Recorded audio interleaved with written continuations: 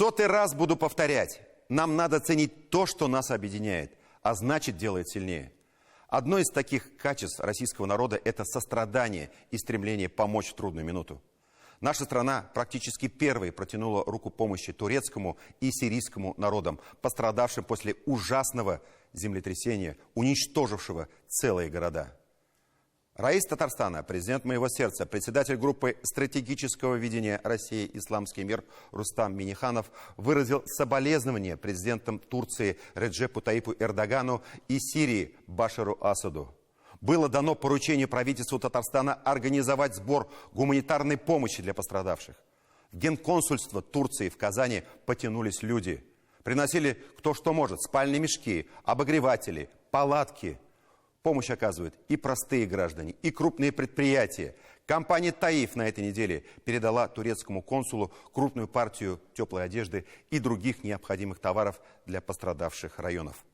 О неравнодушном отношении наших людей к чужому горю можно судить на примере фонда «Ярдем Помощь». Уже на второй день после трагедии в Турции фондом было передано теплых вещей пострадавшим от землетрясения на сумму около 1 миллиона рублей.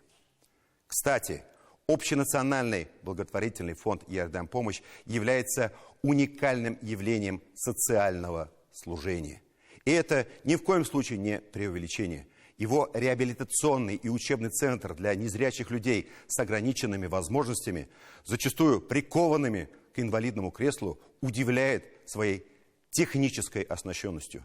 Это и спортивный комплекс, и компьютеры, оснащенные шрифтом Брайля, и учебные методики, спортивные команды, дом для сирот-инвалидов, ежедневные бесплатные обеды для сотен неблагополучных одиноких людей. Это огромная, невероятная по своим результатам работа. Как удалось выстроить эту систему помощи? Почему люди становятся постоянными благотворителями и легко делятся с другими? Знает Татьяна Тимошенко.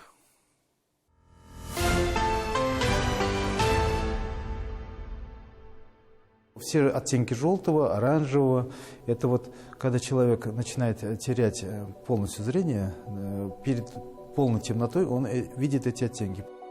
Прямые желтые дорожки не ограничители, а направляющие в мечети Ярдем везде. Ее особенность в каждой детали, чтобы люди с ограниченными возможностями здесь не знали ограничений. Началось все с изучения Корана незрячими, а получился один из крупнейших учебно-реабилитационных центров. Алексей Завалишин – 10-кратный чемпион республики, 3-кратный призер российских соревнований по игре в бочу, паралимпийский вид спорта. Несколько лет не тренировался, негде было. Теперь в Ярдеме набирает свою команду. Я всю жизнь мечтал заниматься тренерской деятельностью и развивать этот спорт не только в республике Татарстан, а в городе Казани, чтобы показать лицам с инвалидностью, в частности колясочникам, что инвалидность – это не приговор. Видеть и слышать сердцем. Большой многолетний проект реабилитации и адаптации для незрячих и слабовидящих людей. Читать по Брайлю на русском и арабских языках. Пользоваться компьютером, да и просто готовить курс программы. Марсель Ибрагимов, когда-то и сам выпускник курса, успешно получил высшее образование и стал здесь преподавателем. Эти люди, когда они видят человека, преподавателя с ограниченными возможностями, они относятся к нему по-другому. Они сразу понимают, вот если он смог, то и я смогу.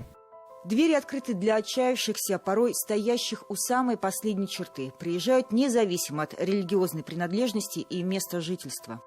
Многие спрашивают, как можно содержать вот такой огромный центр. И вот я хочу сказать, что вот это именно вот от того блага, которое исходит от самих наших подопечных. Это инвалиды, это сироты, это много-много нуждающихся, которые, вот, допустим, обеспечиваются бесплатным питанием и прочее. И каждая вот их благодарность, она возвращается. Каждый день к полудню у мечети многолюдно. За горячими обедами выстраивается примерно 200 человек. Справку о доходах не спрашивают. У каждого своя причина, почему он оказался здесь. Но чаще это одиночество. И это единственная возможность принять помощь. Фонд «Ярдем» всегда находится в поиске добрых людей. Благо приходят, и в интернете о нас узнают, приходят и говорят, какой вклад можно внести. На самом деле, неважно, какую сумму возьмете, да, любая сумма очень важна. Есть люди, которые, например, берут, мы, говорит, целую неделю будем кормить, да, какую-то большую сумму. Кто-то говорит, мы месяц от имени наших родственников, покойных родственников, кормите, пожалуйста, целый месяц людей. Фундамент фонда «Ярдем» – это благотворители. В попечительском совете около 30 предпринимателей. Люди приезжают часто, особенно те, кто потеряли зрение не с рождения, а после аварии, тогда они на грани суицида приезжают. Здесь они получают новый смысл. Они говорят, вы вернули нас к жизни. Вот. И, конечно, это дорого стоит. И попечительский совет считает себя, честью для себя быть вот здесь и оказывать поддержку фонда. Ильдар Насыров, известный в республике бизнесмен, участвует сразу в 3 значительных проектах уже много лет. Благотворительность стала делом семейным. Если ты начал делать добро, обратной дороги нет.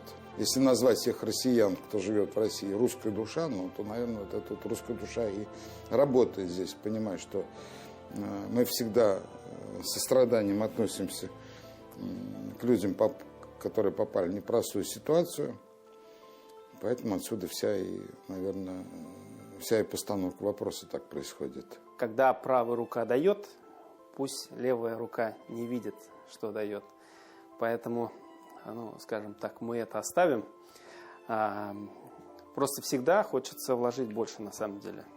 Понимая то, что они делают, поражаешься, насколько вот все-таки они настолько эффективные, и настолько они много делают для людей, для незрячих, инвалидов, для малоимущих, что понимаешь, что то, что ты делаешь, это вот капля в море. Айдар Шафигуллин возглавляет группу компаний. С фондом «Ярдем» его также связывает и семейные истории, и традиции, и убеждения. Нуждающимся. Проще, чем вы думаете. Вот я еще раз говорю, мы все это делаем для того, что мы знаем, что в будущем нам за это придется отвечать. И если есть такая возможность, и если это предписано Всевышним помогать нам, таким людям, да, то это наша святая обязанность это делать. Собственно говоря, мы поэтому и делаем. Я не знаю, честно скажу, я не задаюсь почему. Я знаю, что это так должно быть, я делаю это. Все, остальное меня уже не интересует. Рассуждая о природе благотворительности, находит много причин выбора этого не столько пути, но стиля жизни и экономической обоснованности. Современная экономическая модель, экономический формат, он создает, по сути, неравномерное, порой очень неравномерное распределение благ. И поэтому участвовать в таких проектах, которые позволяют сделать распределение экономических благ более равномерным, а значит, по сути, для всего общества создать более равные, более хорошие условия для развития. Сейчас общенациональный фонд «Ярдем» ведет сразу несколько масштабных проектов. И у многих, кто когда-то проходил здесь реабилитацию, а по сути возвращался к жизни, рождаются в разных регионах страны свои проекты. И появляются уже свои ученики. Логотип нашего фонда – это подсолнух. Во-первых, он желтый, и это во-первых. А во-вторых, когда мы много думали, с чем же сопоставить наш фонд, что же мы можем сделать. Мы же общаемся, у нас же много в команде инвалидов самих, и незрячие, и колясочники. И кто-то сказал, а подсолнух. С одного семени много выходит семян. Одно доброе дело может, породить много других добрых дел. «Ярдем» значит помощь. Здесь каждый день звучат такие простые и ясные слова. Всегда помогайте кому-то. Вы можете оказаться единственным, кто сделает это.